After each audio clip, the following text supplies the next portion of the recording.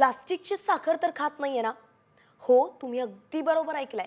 असा प्रश्न आम्ही यासाठी विचारतोय कारण मनसेनं एका प्लास्टिकपासून साखर बनवणाऱ्या कारखान्यावरती धाड टाकली आहे.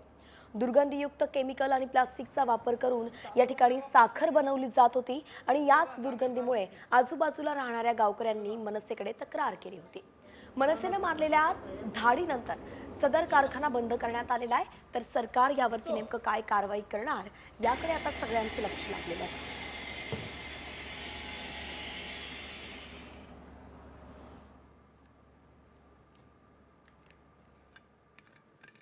नंतर गेल्यानं समजलं आम्हाला त्या प्लास्टिकमधून बारीक बारीक दाणे साखरेचे निर्माण होत होते.